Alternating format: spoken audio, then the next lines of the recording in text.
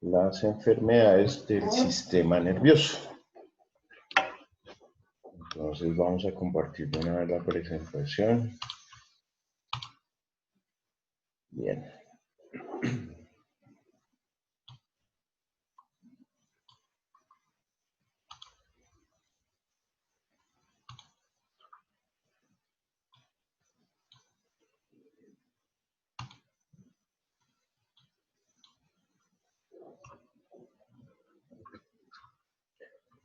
¿Todos escuchan bien? ¿Todos están en la presentación?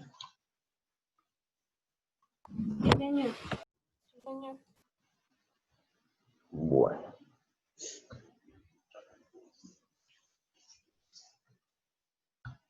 Las enfermedades, entonces, las tenemos que clasificar en enfermedades del sistema nervioso central y en enfermedades del sistema nervioso periférico. Recuerden que nosotros tenemos en nuestro sistema nervioso esa división o esa clasificación.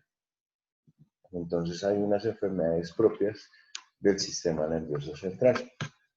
Cuando hablamos entonces de las enfermedades del sistema nervioso central, se pueden clasificar también en los siguientes grupos.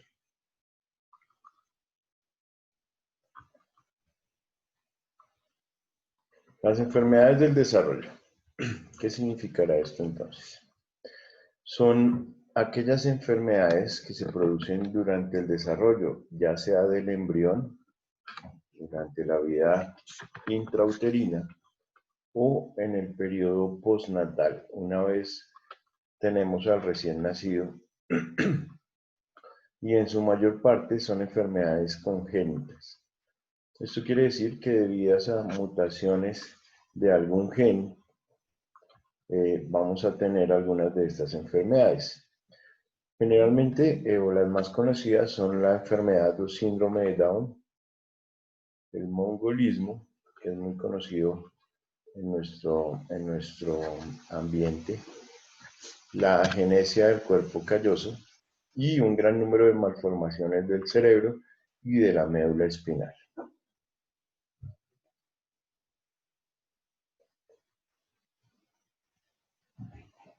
Entonces, ustedes han escuchado hablar de enfermedades que se producen por alguna alteración de algún cromosoma o algún gen. ¿Sí? En el caso de la trisomía 21, por ejemplo, es el síndrome de Down, también conocido como mongolismo. Y tenemos, digamos que en la sociedad, varios casos de estos. Este tipo de condiciones médicas ahora se pueden detectar durante el embarazo, siempre y cuando se tengan los controles prenatales adecuados. ¿Sí? Y pues cuando uno detecta una condición de estas, pues toma decisiones en relación al curso del embarazo o no. ¿Listo? ¿Preguntas? Bien. Esas son las enfermedades del desarrollo. También existen las enfermedades degenerativas. Entonces, las enfermedades degenerativas son las que se producen por degradación de parte de los componentes del sistema nervioso. Entonces, como todo organismo, nosotros tenemos en muchas ocasiones un proceso biológico que nos va a llevar a que se nos degeneren ciertos órganos. Incluyendo el envejecimiento, como les digo, o sea, uno va envejeciendo y va, digamos que su cuerpo se va cansando y lo va representando de alguna manera. Se pueden incluir entonces algunas enfermedades como las enfermedades desmielinizantes, quiere decir que pierden mielina. La mielina es una sustancia que ayuda a la aceleración de impulsos nerviosos. Aunque algunos autores la clasifican como un grupo separado debido a su relevancia, entre estas enfermedades podemos citar la enfermedad de Alzheimer y la esclerosis múltiple.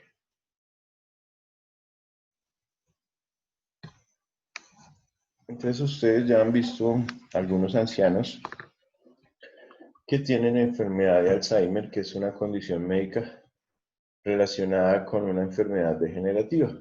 Ya más adelante hablaremos un poco más con detenimiento de este tipo de enfermedades.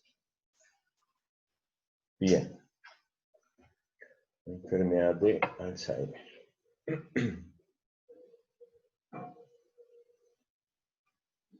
Y el otro grupo son las enfermedades vasculares. Entonces, diferenciamos tres tipos de grupos de enfermedades. Las enfermedades del desarrollo, que eran las que se daban con genética, el síndrome de Down. Las enfermedades degenerativas, como por ejemplo la esclerosis múltiple y la enfermedad de Alzheimer y el envejecimiento propio. Y las enfermedades vasculares. En las enfermedades vasculares, aquellas que derivan de algún desorden o problema de tipo vascular, que producen lesiones en el sistema nervioso central por un aporte defectuoso de sangre y de oxígeno. Si a alguno de nuestros tejidos no le llega suficiente sangre o suficiente oxígeno, pues va a ser un tejido que va a tener unas consecuencias directas. Entre estas, los ictus o accidentes cerebrovasculares son las más importantes, siendo una de las primeras causas de muerte en los países desarrollados. Entonces, un accidente cerebrovascular, un ACC, son las más importantes causas de muerte. Aquí tenemos una imagen de lo que ocurre a nivel de los vasos cerebrales. Entonces, fíjense que el flujo de sangre es normal y continuo en un vaso, ¿sí? Pero resulta que se forma un coágulo de sangre o un trombo en alguna de esas arterias o venas. Y cuando se forma un trombo, pues la sangre que circula normal no puede continuar su camino por ese conducto.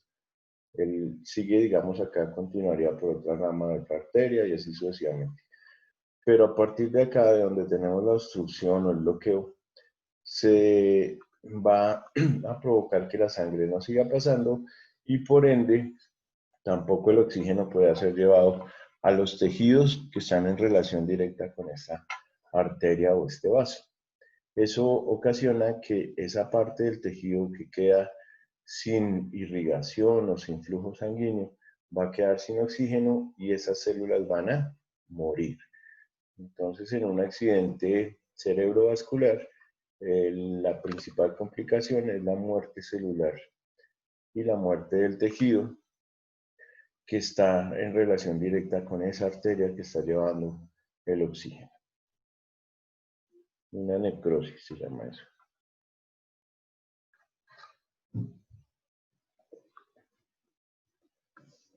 Bien. Entonces, ¿cuántos tipos de enfermedades del sistema nervioso central tenemos?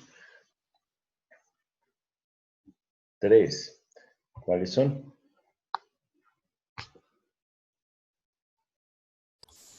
La del desarrollo, las generativas y las vasculares.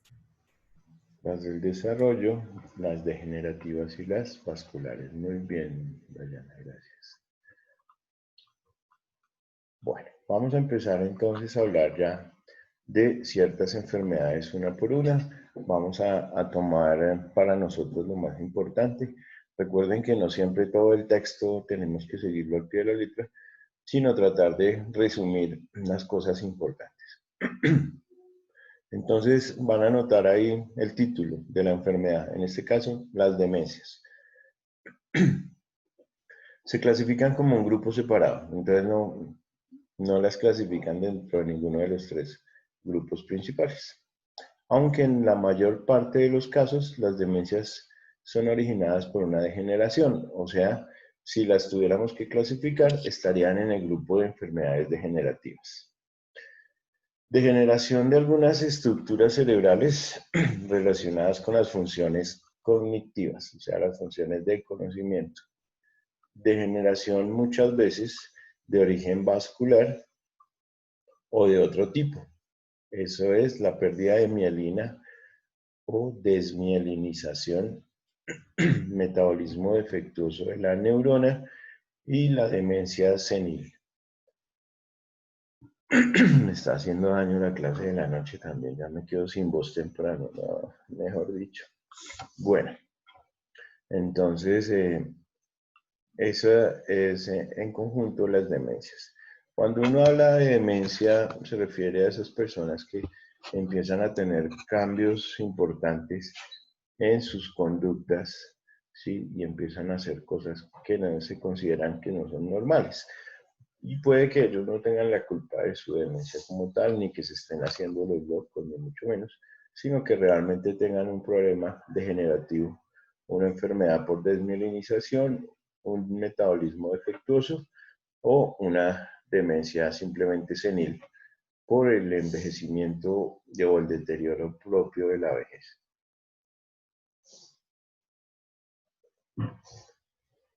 Bien, las epilepsias, muy comunes también. Las epilepsias, estas enfermedades se clasifican igualmente por separado, aunque pueden deberse a defectos ocasionados durante el desarrollo del cerebro, de tipo hereditario o producidos por infecciones, traumas o toxinas.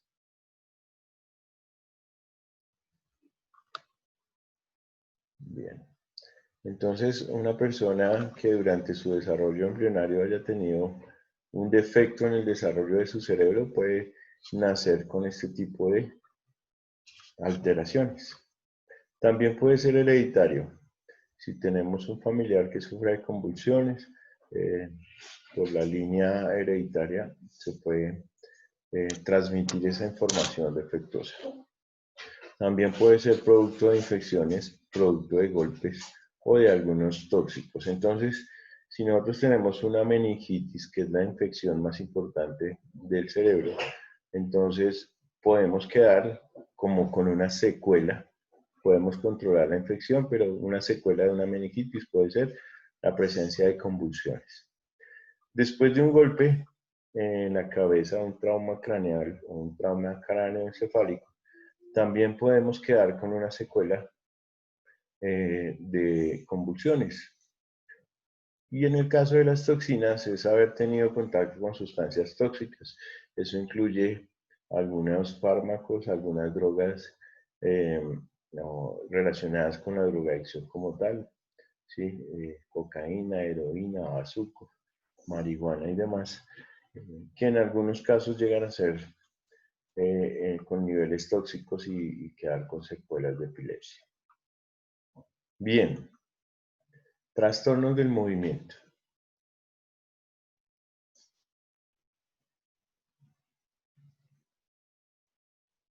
Los trastornos del movimiento son enfermedades que afectan los centros cerebrales que coordinan los movimientos.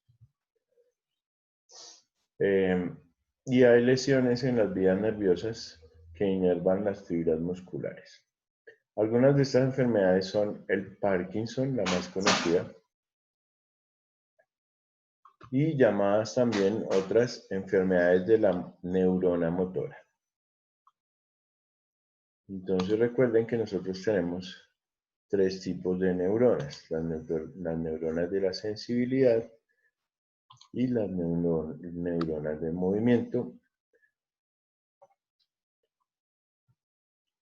Entonces, neuronas sensitivas, neuronas o interneuronas, que son las que llevan la información, y las de respuesta motora siempre van a ser neuronas motoras. Entonces, la enfermedad más común en los trastornos del movimiento es la conocida como la enfermedad de Parkinson.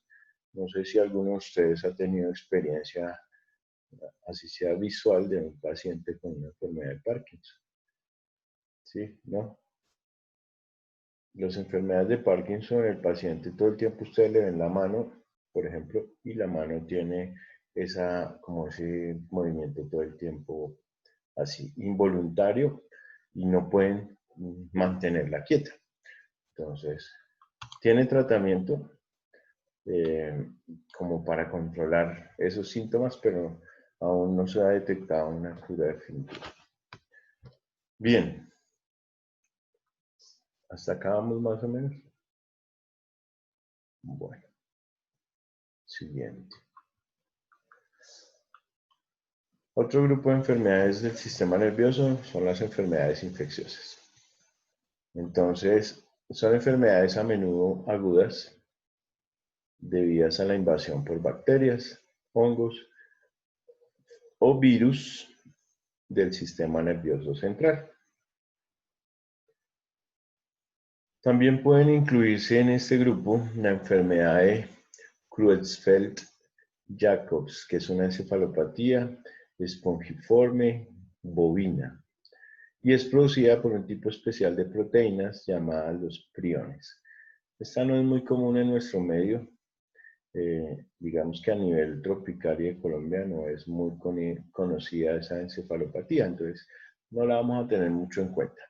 Pero lo que sí tenemos que saber de las enfermedades infecciosas del sistema nervioso es que van a ser ocasionadas por bacterias, hongos y virus. ¿Cuál es la más común?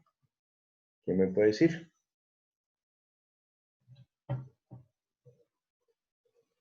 Las meningitis. Las meningitis son enfermedades infecciosas.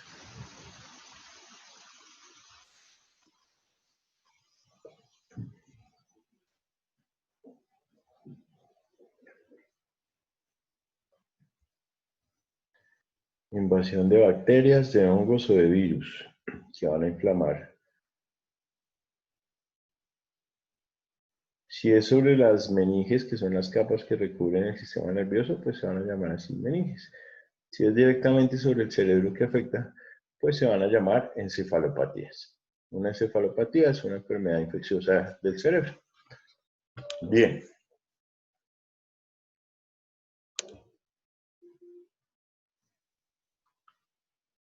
Vamos con la siguiente. Los tumores. Los tumores del sistema nervioso central. ¿Qué es un tumor? La definición de tumor es simplemente una masa, ¿cierto? Una formación nueva de una masa. En el sistema nervioso central pueden ser benignos o pueden ser malignos. Bueno, y en el sistema nervioso central y en cualquier parte de nuestra anatomía, siempre que hablemos de tumores, pueden ser benignos o malignos. Entonces, el día que alguien les diga que tiene un tumor, pues ustedes no lo relacionen con un cáncer de una vez, porque recuerden que el tumor puede ser benigno. ¿Listo? Así como también puede ser maligno. La característica de un tumor en el cerebro o en el sistema nervioso es su difícil acceso. O sea, poder alcanzar un tumor, llegar hasta él, manipularlo, tratar de extraerlo del cuerpo es una vaina bien complicada. ¿Por qué? Porque tenemos que lesionar varios tejidos para poder llegar a ellos. Y en ocasiones están en unas ubicaciones o en unas localizaciones muy, muy difíciles. ¿Por qué? Porque nuestro sistema nervioso es un sistema encerrado en compartimientos de hueso, como es el caso del cráneo o la columna vertebral. Se distinguen los tumores primarios. Son tumores intrínsecos del sistema nervioso central. De los secundarios o metástasis de tumores producidos en otras partes. Entonces quiere decir que un tumor primario es un tumor que nace y se reproduce o se multiplica directamente en un tejido del sistema nervioso. ¿Listo?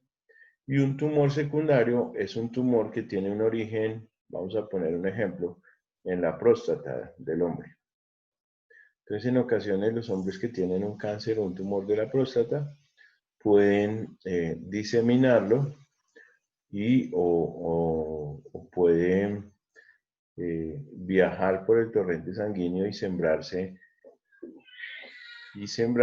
en alguna parte de nuestro cerebro.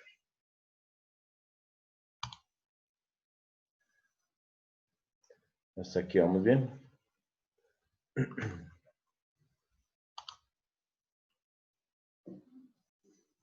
Ok.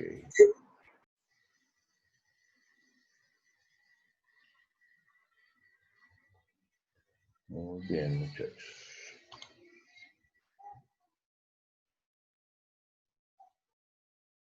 Valentina, buenos días.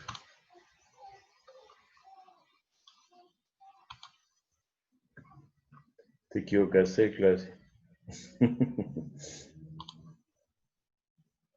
¿Tú no estás con el profe Orlando Páez ahorita? Bueno.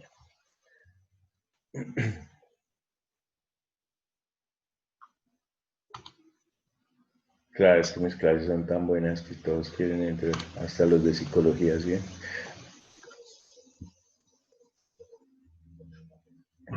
Vamos bien con lo del programa de enfermería superior, ¿vieron? Sí.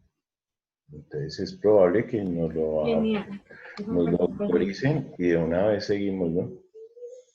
Pues esa es la idea, profe, ¿cierto que ahí si hacemos eso no se evalúan? Bueno, ¿cómo que se dice? No se evalúan, no. Bueno, Los homologan, claro. ¿nos homologan esas clases y todo esto? Obvio. Ustedes tienen y van a tener obviamente muchas preferencias con nosotros. Y cuando nos vayan y nos autoricen la enfermería superior, pues qué chévere hacer la enfermería profesional. Porque pues para ustedes como profesionales va a ser una buena cosa. En la enfermería profesional sí se gana bueno. Claro que en la enfermería técnica también.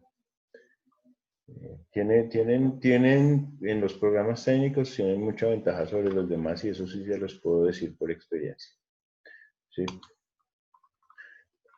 Hay mucho campo de acción. Y ahorita, después de todo este tema de pandemias, vamos a quedar con ciertos beneficios. Bien. Entonces, fíjense, los tumores en imágenes diagnósticas, esto es una resonancia magnética con un corte coronal y esto es una resonancia magnética con un corte sagital que nos permite ver, este es el mismo paciente, por ejemplo. Entonces, si nosotros hacemos un corte sagital, vamos a ver que la lesión está localizada no en el cerebro, sino en el cerebelo, ¿sí? Pero no sabemos, aquí sabemos que está en la parte posterior, pero no sabemos a qué altura, si está hacia el lado izquierdo, hacia el lado derecho, sobre la línea media. Entonces aquí hacemos un corte coronal que nos permite ver que efectivamente está sobre la línea media, casi en la mitad del cuerpo. ¿Listo? Esa es la importancia de los cortes axiales, sagitales y coronales. Bien. Y si resecáramos ese tumor, pues esto es lo que obtendríamos. Son de difícil acceso. Toca romper el cráneo, toca manipular estructuras para poder llegar hasta allá. Entonces es una cosa bien complicada. Esa especialización médica es muy compleja, la neurocirugía. Bien. Hay que descartar que en muchos casos una enfermedad puede estar incluida en uno o en otro grupo, o sea, puede pertenecer a dos grupos. Pueden haber enfermedades degenerativas por problemas vasculares. Entonces, digamos que puede estar dentro del grupo de enfermedades degenerativas y también dentro del grupo de enfermedades vasculares. Y que la frontera entre estos puede ser bastante difusa. Bueno, por ejemplo, la enfermedad de Alzheimer puede ser clasificada como una demencia, como una enfermedad degenerativa de la sustancia gris del cerebro o como una enfermedad de tipo genético que ya en muchos casos se encuentra ligada a efectos cromosómicos perfectamente identificados. Entonces la enfermedad de Alzheimer hace parte de los tres grupos: de desarrollo, vasculares y degenerativas.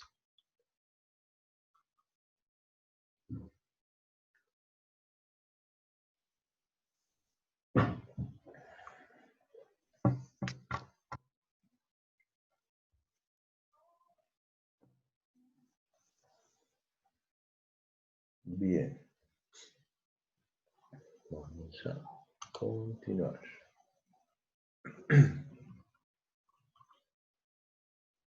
Bueno. Entonces, como les estaba diciendo, vamos a colocarle el título de la enfermedad y lo más importante de cada una. Aquí vamos a seguir enumerando ciertas patologías del sistema nervioso central. Ese quedó bonito, Olga, ese quedó bonito. La encefalitis, entonces, es la enfermedad, es una inflamación del cerebro. Normalmente es causada por una sustancia extraña o por una infección viral. Los síntomas de esta enfermedad incluyen cefalea, dolor del cuello, somnolencia, náuseas y puede ser letal para los humanos. Todas las encefalitis simplemente es una enfermedad infecciosa. En la mayoría de los casos es una infección por un virus, es una enfermedad viral.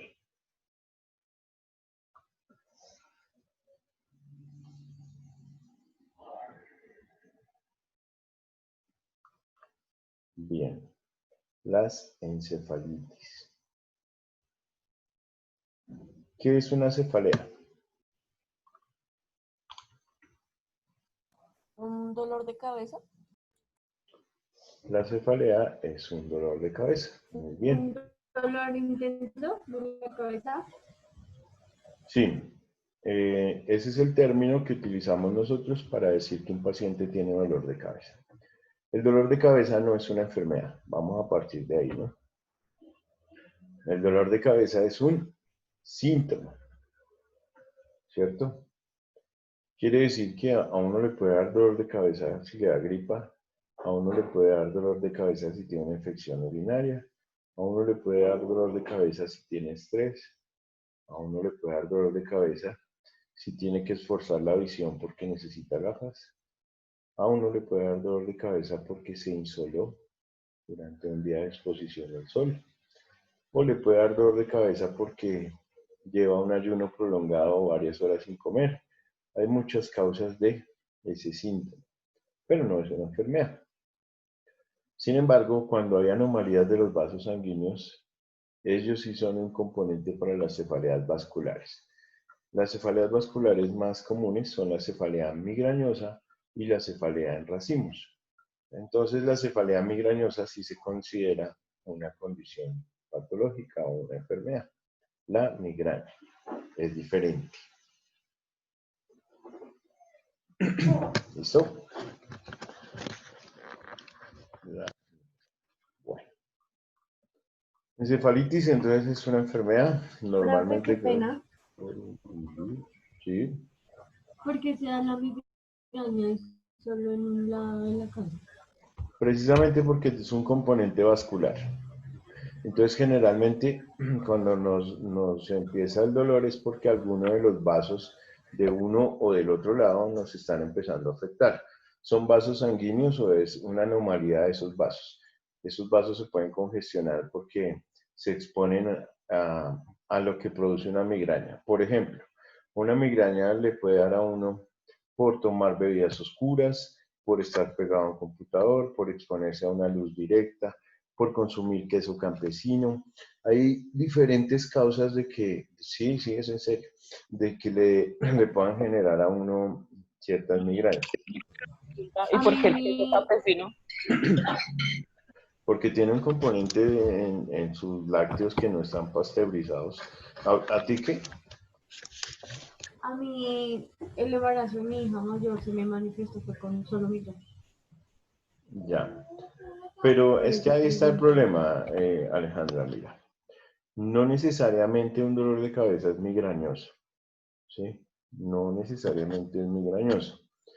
Y lo que pasa en el embarazo es que los sistemas cambian. En el caso circulatorio, aún cambian más. ¿Por qué? Porque tú tienes que tomar parte de tu sangre, llevarla a la placenta y alimentar o darle vida a tu bebé que se está formando en tu vientre. Esa alteración de tu circulación se ve reflejada en tu circulación cerebral y te puede generar esas migrañas que tuviste durante el embarazo. Pero una vez Creo que eso pasa... se debe de pronto a lo que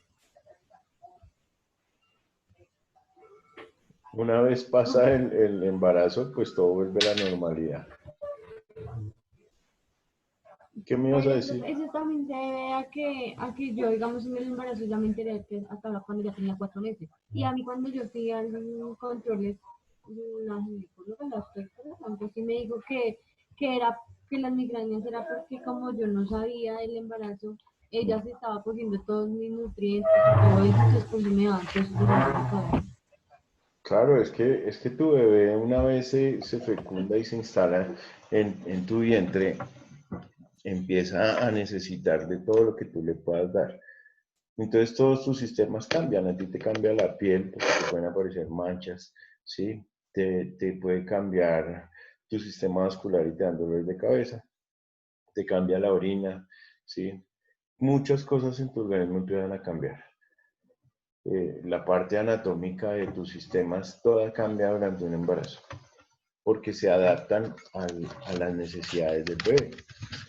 Así funciona no uno, sino todos los embarazos. Pero eso no quiere decir que en el segundo embarazo sea igual o en el tercero todos los embarazos son diferentes. ¿Sí? ¿Cierto? Bien, eso es así. Sin embargo, pues las migrañas toca hacer un diagnóstico porque a veces el dolor de cabeza no es por migraña, sino porque aquí en los músculos del cuello nos tensionamos y eso se llama cefaleas tensionales porque tenemos los músculos pericraneales inflamados, más que todo por estrés, por ejemplo.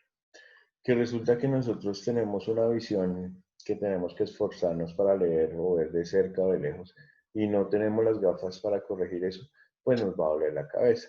¿Sí? Y resulta que tenemos hipoglicemia.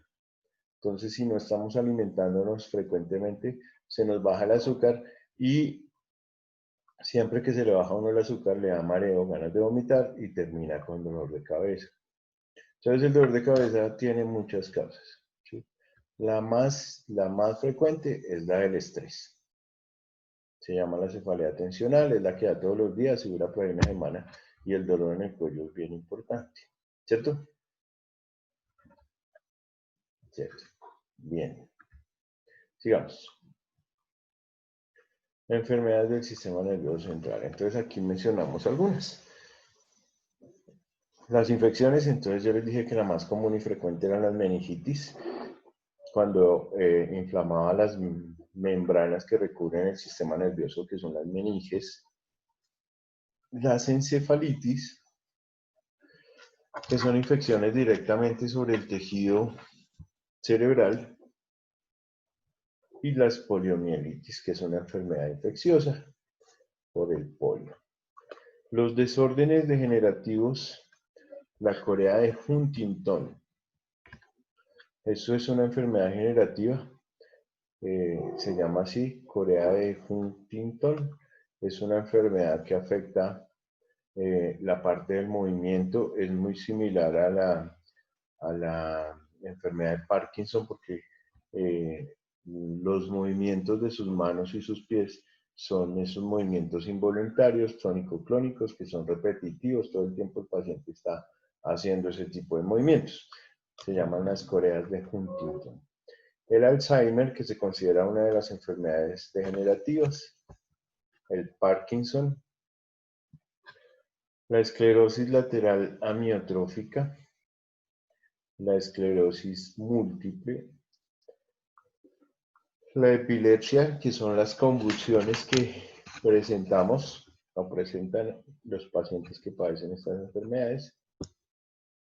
La parálisis cerebral, que es una enfermedad grave. Los trastornos mentales, las demencias y trastornos psicóticos. Y los accidentes cerebrovasculares, que son cuando se nos rompe un vasito en el cerebro. Esa parte del cerebro que se queda sin ese flujo sanguíneo, pues va a perder su función. En muchos casos son pacientes que pierden la movilidad de toda la mitad del cuerpo que esté relacionada con ese vaso o con esa zona más bien del sistema nervioso. ¿Listo?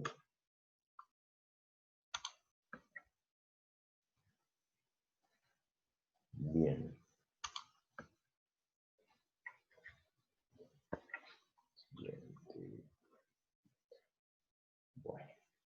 Los cíclopes.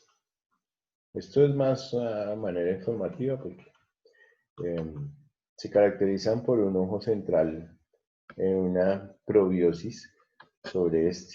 Bueno, aquí tenemos el ejemplo de un gato, de un perro, de un cerdo y en el caso del humano. Son alteraciones importantes genéticas que generan malformaciones y que se ven representadas de esta manera. Entonces, lo de los cíclopes no es tampoco de los cuentos de hadas, ni realmente hay mutaciones del sistema nervioso que pueden terminar en enfermedades de este tipo. Una enfermedad entonces del sistema nervioso central puede afectar también no solamente el cerebro, el cerebelo, el bulbo y la protuberancia, sino la médula espinal. Y la médula espinal es esa continuación del sistema nervioso que va a todo lo largo de nuestra columna vertebral y generalmente se llaman mielopatías. O si están localizadas en el cerebro, se llaman encefalopatías. Entonces, las que tienen que ver directamente con el cerebro son las encefalopatías y las que tienen que ver con la médula espinal se llaman mielopatías. ¿Queda claro?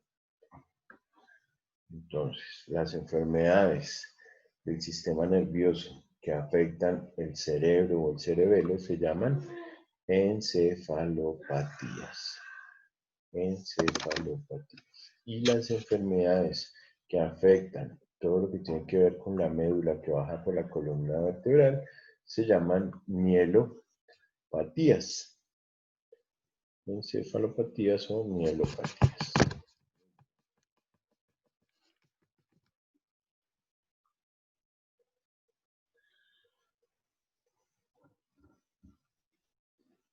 Vamos a ver las principales consecuencias de acuerdo a las lesiones que se presentan a nivel cerebral.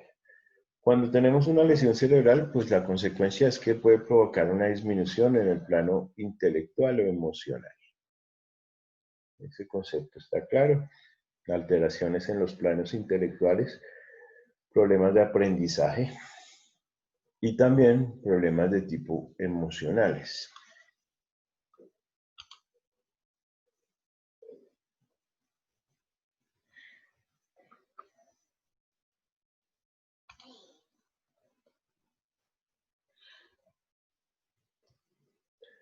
Cuando tenemos una lesión del mesencéfalo o del tronco cerebral, que es donde va el bulbo, la protuberancia, donde están los centros de la respiración y otros centros de la circulación, ahí se producen fallos de las funciones del sistema nervioso vegetativo.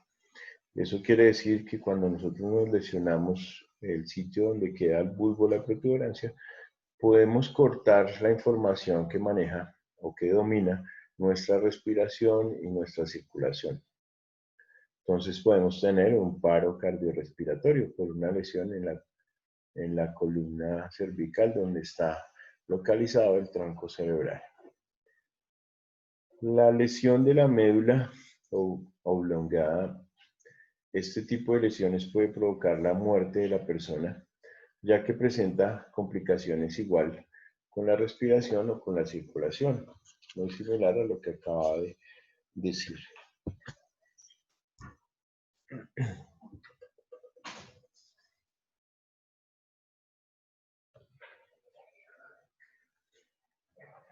La lesión de los ganglios troncales puede provocar una inhibición del movimiento. Una inhibición del movimiento. Y la lesión de las estructuras cerebelosas provoca la incapacidad de realización de movimientos finos. Realización de movimientos finos. Bien.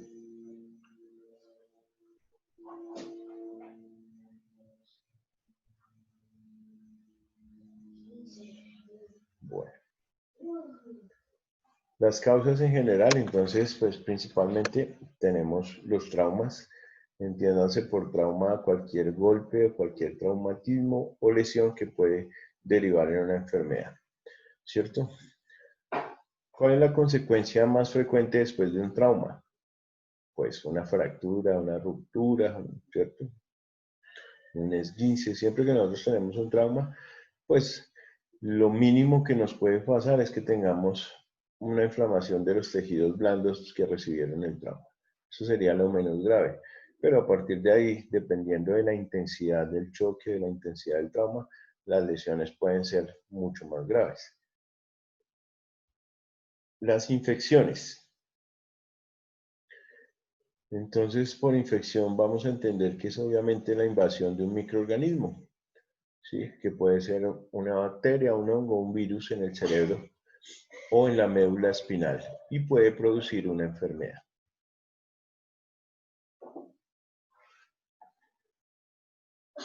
Entonces, los golpes, las infecciones. Las enfermedades degenerativas o la degeneración como tal son problemas relacionados con el desplazamiento de las vértebras, las hernias que se presentan a nivel de las vértebras. Entonces ustedes han escuchado que las personas con el paso del tiempo empiezan a tener dolores en su columna, van al médico y resulta que tienen que se les corrió una vértebra, que les salió una hernia discal a la altura de cualquier parte de la columna.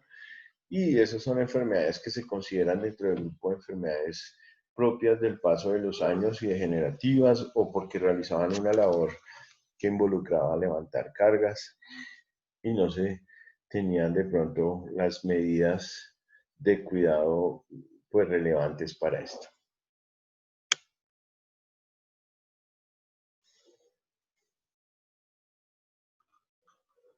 Los tumores aparecen cuando se producen problemas en la división celular. Ayer lo dijimos, un tumor es una célula que tuvo una mutación. Una mutación es simplemente eso, un cambio en su estructura original y mutó, generando una célula que es anormal, pero que tiene la capacidad de reproducirse y de multiplicarse.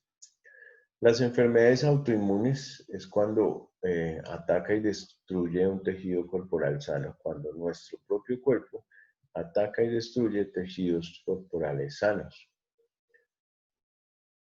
Los accidentes cerebrovasculares consisten en la interrupción del suministro sanguíneo al cerebro, lo que conocemos muy comúnmente como una trombosis. ¿Han escuchado hablar de una trombosis, cierto? Cerebral. Es que le dio una trombosis porque era hipertenso, generalmente. Entonces se elevó tanto la presión de las arterias que se rompió una arteria. Y el riesgo de una ruptura de una arteria es que sea una arteria cerebral, lo que va a generar unas consecuencias en el organismo que van a ser muy incapacitantes y que van a requerir de mucho cuidado.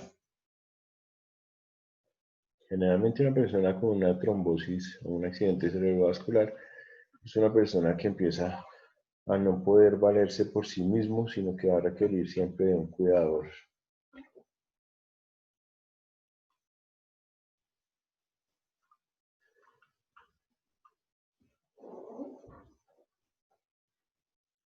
Alzheimer. Entonces, la enfermedad de Alzheimer es una enfermedad neurodegenerativa. Se manifiesta como trastornos conductuales. La persona empieza a tener conductas que se consideran que no son normales. Se caracteriza la pérdida de la memoria, es uno de los signos importantes de esta enfermedad. Se les empiezan a olvidar las cosas y otras capacidades mentales. A medida de que las células nerviosas, que son las neuronas, van muriendo y diferentes zonas del cerebro se van atrofiando. El paciente con Alzheimer no muere por la enfermedad, sino por las infecciones secundarias a la enfermedad de Alzheimer. Entonces fíjense que simplemente el cerebro empieza en una etapa degenerativa propia del paso de los años, ya no tiene los mismos nutrientes, ya no tiene la misma oxigenación, sus arterias están desgastadas, ya no hay un aporte suficiente de oxígeno a esas zonas del cerebro. Muchas células nerviosas van muriendo y recuerden que las neuronas nacen y mueren con nosotros, o sea, no es que cada mes ni cada tiempo salgan neuronas nuevas, no. Las neuronas que nacieron con nosotros nos acompañan hasta el día de la muerte, pero en ese transcurso se pueden ir perdiendo algunas neuronas por diferentes causas. Eso incluye el alcohol, el tabaco, incluye ciertas prácticas de riesgo, los traumas craneales y, en fin, muchas condiciones que hacen que nuestras neuronas mueran. Entonces, en el Alzheimer hay neuronas que mueren por procesos degenerativos y se manifiestan con personas que pierden la memoria, no la memoria de manera total, pero pues memoria importante, pierden otras capacidades mentales y van a tener unos trastornos importantes que se reflejan en su conducta.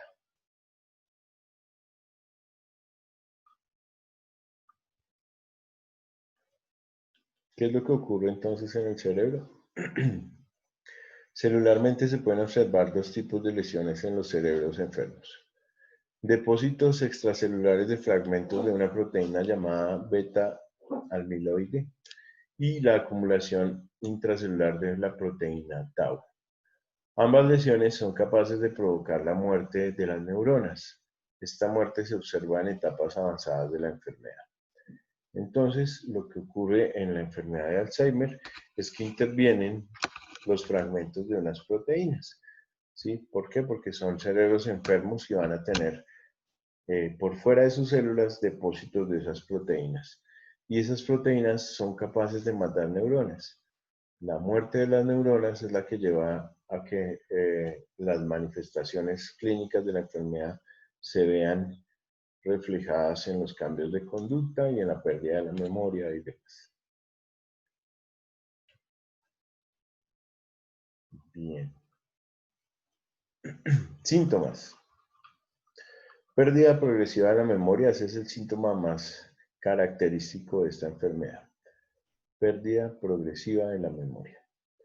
Confusión y desorientación relacionada con el tiempo y el espacio. Entonces son personas que en algún momento no saben dónde están ni qué día es hoy. Me has dicho como Jason Jiménez. ¿Listo? No saben qué día es hoy ni el sitio donde se encuentran. Trastornos en la comunicación oral y escrita. Entonces van a perder parte de su capacidad para comunicarse de manera oral y de manera escrita.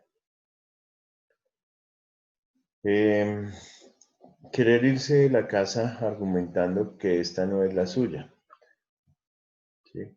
Bueno, eso les pasa a muchos sin necesidad de tener Alzheimer. Querer irse de la casa argumentando que esta casa no es la suya.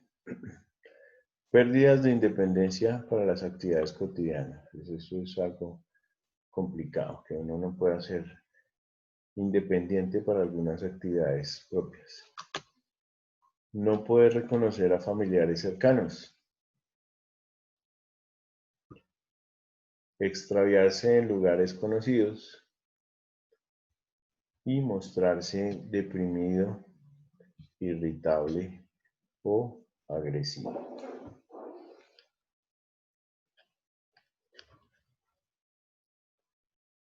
Deprimido, irritable o agresivo.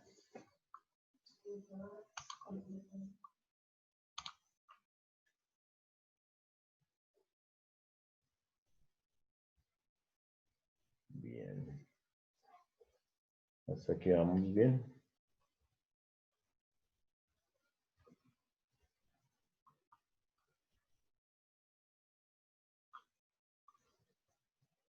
Tratamiento. En la actualidad no existe cura para la enfermedad de Alzheimer, pero sí tratamientos que intentan reducir el grado de progresión de la enfermedad y sus síntomas. Eso incluye tratamientos farmacológicos y también una intervención psicosocial. La intervención psicosocial, digamos que es en conjunto con la familia del paciente y con un grupo profesional de especialistas, psicólogos, neuropsicólogos y en algunos casos médicos psiquiatras.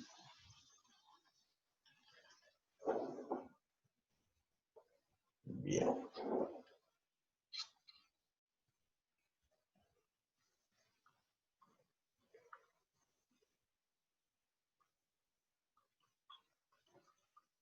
La enfermedad de Parkinson.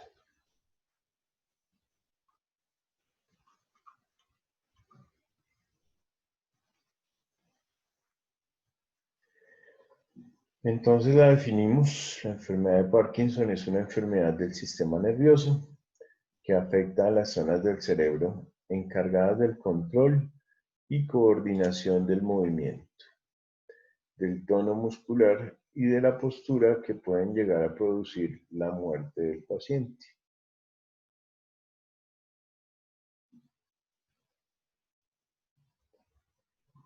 Entonces, coordinación del movimiento, de tonos musculares y de posturas que pueden llegar a ser tan afectadas que pueden generar, en los casos más graves, la muerte del paciente.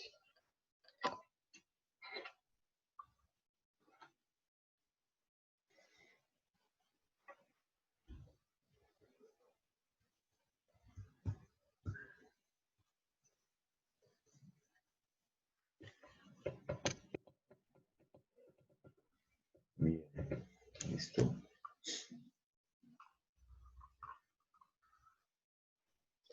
En los últimos años se ha avanzado mucho en el conocimiento de la enfermedad, pero aún no se conoce con exactitud.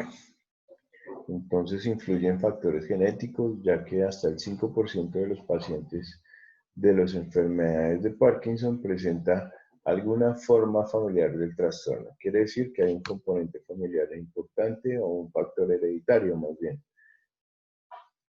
El hecho de un enfermo con Parkinson implica la posibilidad de tener nuevamente presencia en las generaciones siguientes.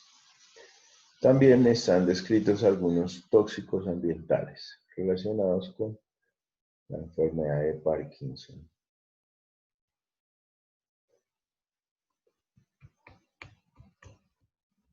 Bien.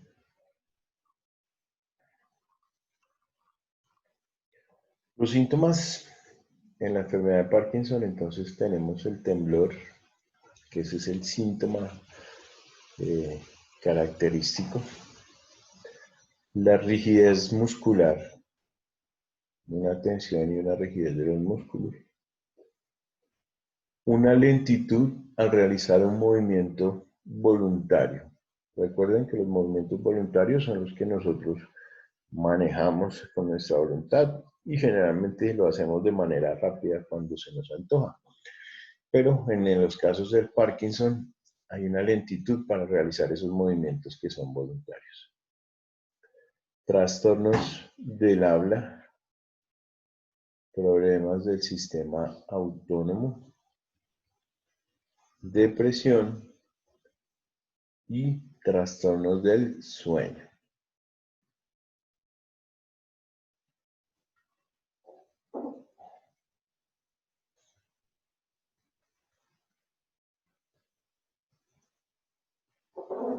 Depresión y trastornos del sueño.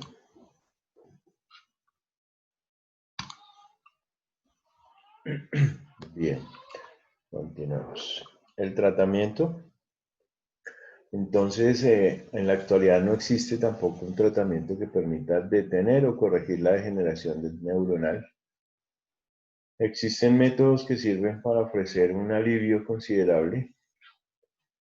Al manejo farmacológico se han incorporado más recientemente algunas técnicas quirúrgicas y trasplantes celulares y terapia genética. Aún se está en una fase de investigación, pero pues ya digamos que la medicina en relación al Parkinson ha tenido unos avances importantes. Hay una serie de medicamentos que ofrecen realmente un alivio considerable y una disminución importante de los síntomas, aunque no la corrige al 100%. ¿Listo? Y se están probando técnicas como trasplantes celulares, terapias genéticas y algunas técnicas quirúrgicas, unos procedimientos de neurocirugía que en ocasiones han surgido o han mostrado una mejoría en el paciente. Pero no al 100%, porque no hay nada que permita corregir esa degeneración neuronal actualmente, ¿no? Las meningitis, habíamos dicho que es una infección bacteriana de las membranas, ¿sí? Y que afecta generalmente la parte cerebral y la parte de los cordones espinales. Las membranas que cubren el cerebro y la médula se llaman las meninges, ¿cierto? Entonces, meningitis es una infección bacteriana, ¿sí? De las membranas que recubren el cerebro y la médula espinal.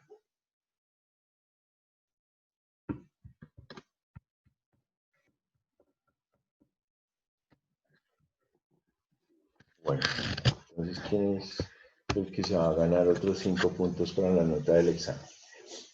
Rápidamente. 5 segundos. ¿Cuáles son las meninges? 5. Pueden levantar la mano. 4. 3. 2. ¿Una bacteria en el cerebro? 1. ¿Cómo? ¿Una bacteria en el cerebro? No. ¿Cuáles son las meninges? ¿Cuáles son?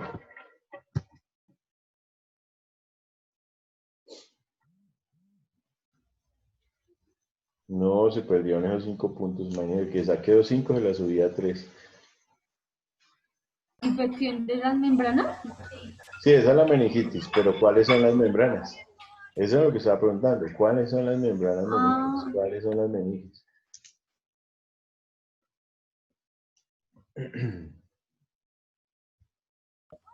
¿Son las capas del cerebro? Sí, ¿cuáles son? Tienen nombre, mejor dicho. A ver.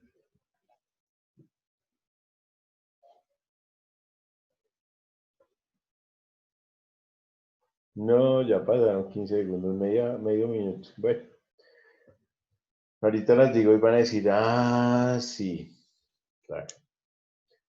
Entonces está la dura madre, la aracnoides y la pía madre, ¿cierto? Las 3 capas que recubren el cerebro y la médula. La dura madre, la aracnoides y la pía madre. ¿Sí se acordaban o ya les había olvidado? No, ya les había olvidado. Bueno, entonces esas capas son las que se inflaman y se llaman meninges. Y como se inflaman las meninges, pues la enfermedad se llamará meningitis. Infección bacteriana. Causas. También pueden ser virales o micóticas, ¿no? Se perdieron de los 5 puntos. Bueno, las infecciones meningíticas bacterianas son extremadamente graves y pueden producir la muerte o daño cerebral, incluso aun cuando se les dé tratamiento. Las meningitis también pueden ser causadas por una irritación química, alergias a medicamentos, algunos hongos, algunos parásitos y también algunos virus. Entonces, cuando hay una barrera que no permite que la parte cerebral se contamine, se llama la barrera hematoencefálica. Y esa barrera no deja pasar ninguna bacteria, virus, hongo o parásito hacia la parte cerebral. Pero en algunos momentos esas barreras pueden fallar. Y ahí es donde nos vamos a ver enfrentados a una meningitis. Bien. Síntomas. Entonces, no sé por qué pusieron aquí la foto del coronavirus. Síntomas. Entonces, fiebre y escalofríos. Cambios en el estado mental. Náuseas y vómitos. Sensibilidad a la luz. Esa sensibilidad a la luz se denomina fotofobia. Dolor de cabeza intenso. Y uno de los síntomas más característicos de la meningitis es el cuello rígido, el meningismo se llama.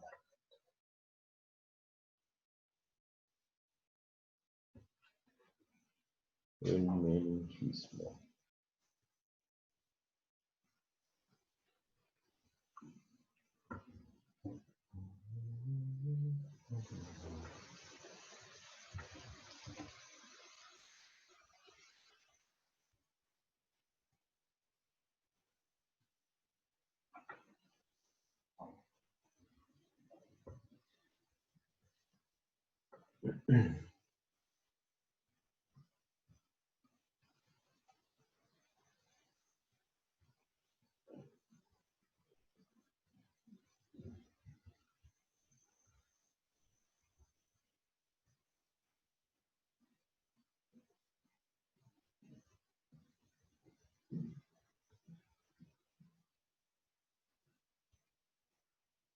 Bien.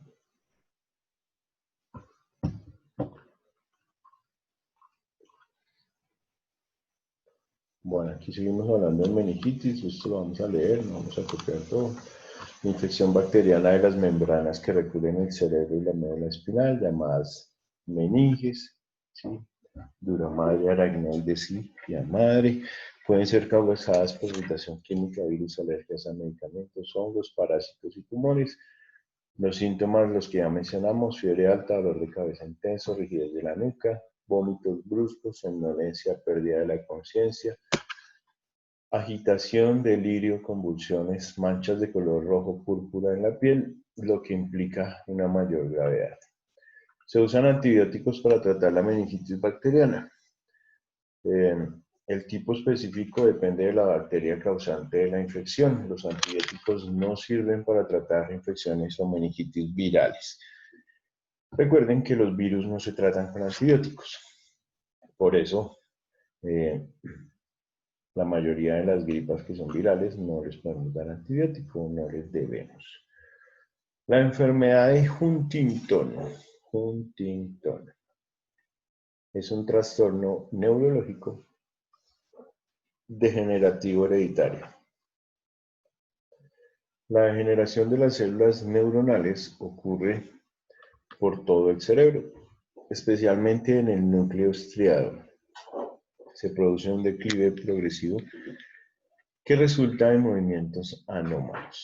Las causas del Huntington se desarrollan a base a una alteración genética, uno de nuestros cromosomas, en concreto el cromosoma número 4, sufre una mutación en su brazo corto. Todos los hombres, como las mujeres, pueden desarrollar la enfermedad de Huntington. Síntomas: alucinaciones, irritabilidad, inquietud o impaciencia, paranoia, psicosis, movimientos anormales, marcha inestable, demencia y otros. O sea, es una enfermedad realmente grave y complicada, ¿cierto? No existe cura para la enfermedad de Huntington y no hay una forma conocida de detener el empeoramiento de la enfermedad. El objetivo del tratamiento es reducir en algo los síntomas, ayudar a la persona a valerse por sí misma por el mayor tiempo posible. La esclerosis múltiple. Esta es una enfermedad degenerativa, autoinmune, que afecta al cerebro y la médula espinal. Ya ustedes tienen claro el concepto de enfermedades autoinmunes, ¿cierto? ¿Cierto?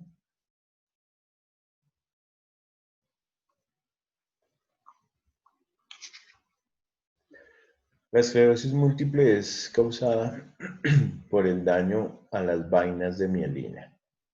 que es la cubierta protectora que rodea las neuronas. Cuando esta cubierta de los nervios se daña, los impulsos nerviosos disminuyen o se detienen. Recuerden que las vainas de mielina son unos lípidos o unas grasas que están recubriendo a las neuronas y ellas ayudan a que se aceleren los procesos de conducción eléctrica y de los impulsos nerviosos. Mejor dicho, si una persona no tiene una adecuada mielina en sus neuronas, van a ser personas que no pueden responder preguntas tan sencillas como ¿cuál es su nombre? ¿Dónde vive usted? Y si pueden responder, lo hacen demorándose un tiempo muy exagerado. Entonces, ¿cuál es su nombre? Y uno se queda pensando y de pronto como que empieza a responder. ¿Sí? Ese es un problema de esclerosis múltiple, trastornos en la aceleración de las respuestas nerviosas. Mientras que una persona que tiene su adecuada mielina y no tiene esta enfermedad, pues uno le pregunta cuántos años tiene, de una responde, dónde vive, de una responde, cuál es su número de cédula, también de una vez responde, y demás. Síntomas: pérdida del equilibrio, espasmos musculares, problemas en la coordinación, debilidad en uno o ambos brazos o piernas, necesidad frecuente de orinar, visión doble, dolores faciales, espasmos musculares, depresión, mareos, en fin. No se conoce cura para la esclerosis múltiple hasta el momento. Pero como las anteriores, existen algunos tratamientos que pueden retardar el progreso de la enfermedad.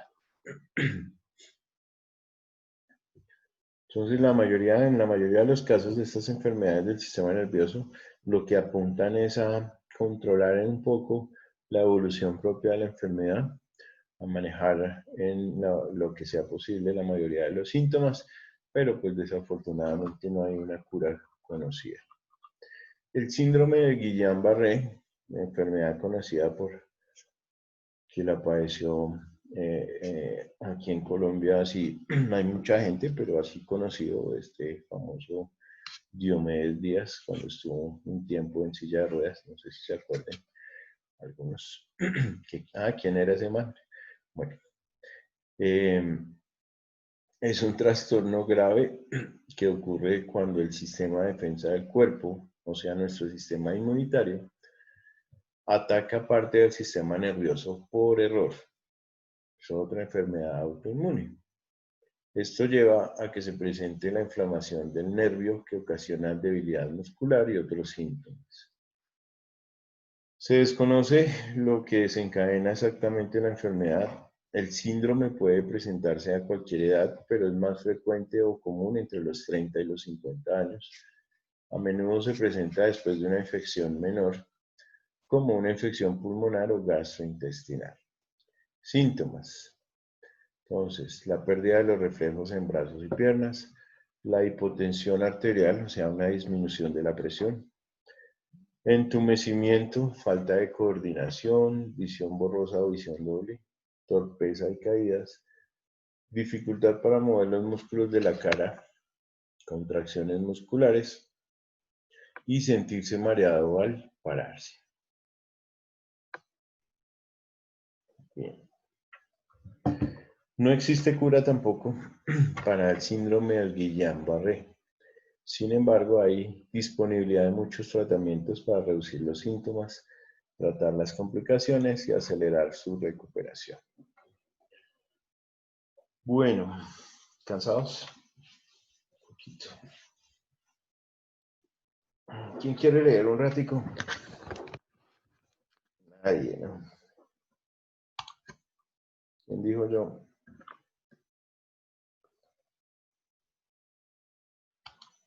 ¿El que diga el profe o qué?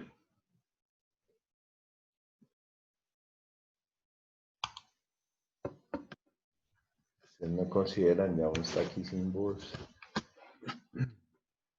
Cansado. ¿Quién dijo yo?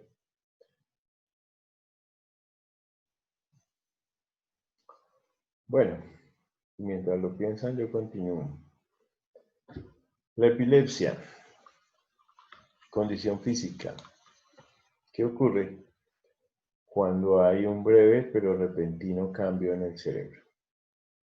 Cuando las células cerebrales no están funcionando bien, la conciencia, movimientos o acciones de una persona pueden alterarse por un breve periodo de tiempo.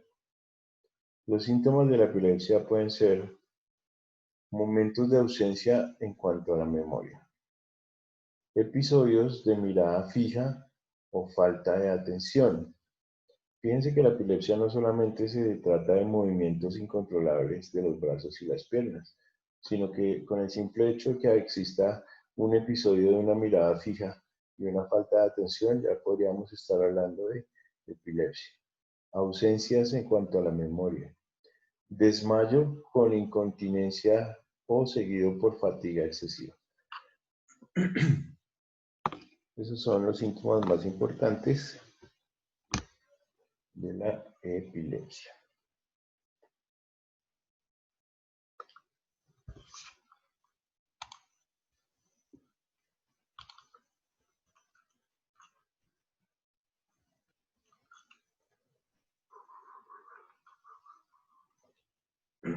Bueno, esta del Parkinson ya la vimos.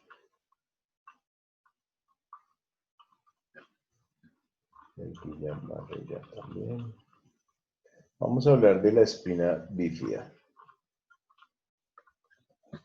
La espina bífida oculta quiere decir que es la falta del cierre de la pared dorsal de la columna vertebral.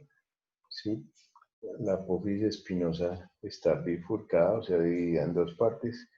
El 70% de los casos es a nivel de la columna lumbar. Muchas veces es asintomática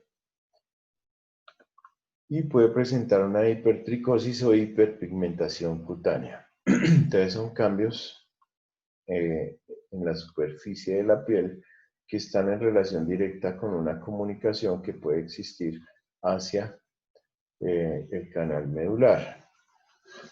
El meningocele como tal ya es la protrusión de las meninges en el tubo neural cerrado.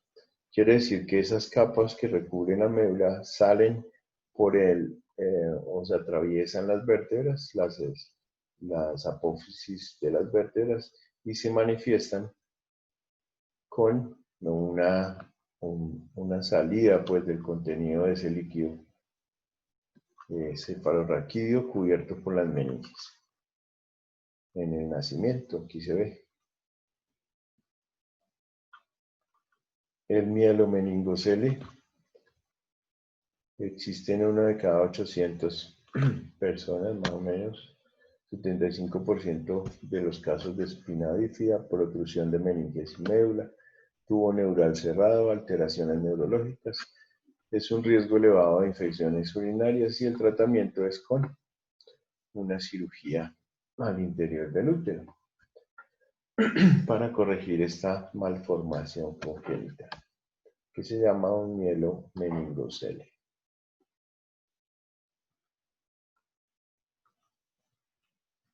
Aquí tenemos una imagen de qué es lo que pasa en el bebé cuando está en la vía uterina y tiene ese defecto. Meningohidromielocele. Salida de las meninges y la médula por el epéndimo. La clínica, diagnóstico y tratamiento es similar a la anterior que vimos, que es el mielomeningocele. Tratar de corregirlo durante la vía intrauterina, antes de que nazca.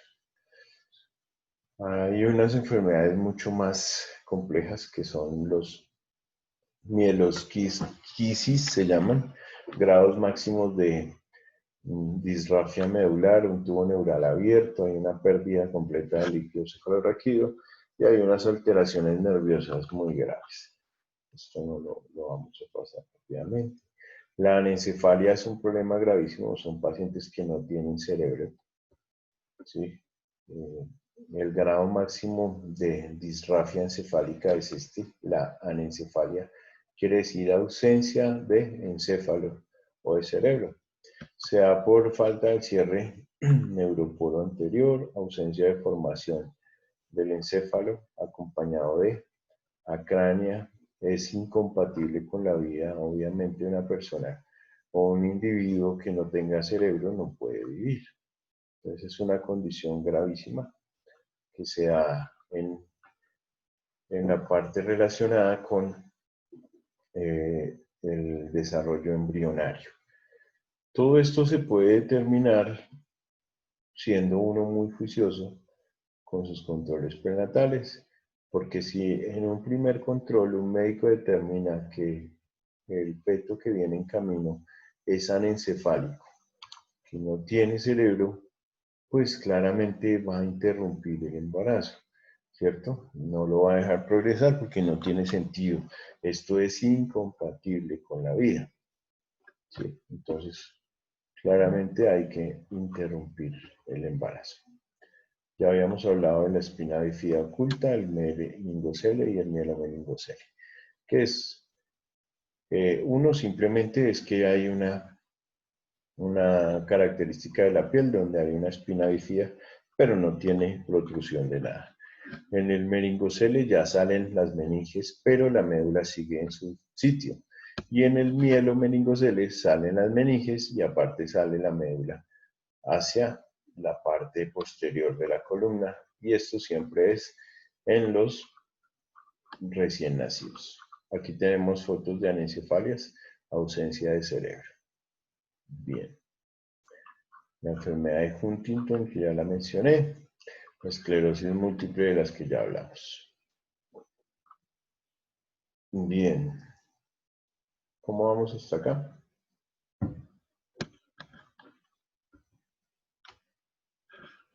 Vamos a parar un momentico aquí la presentación y el video.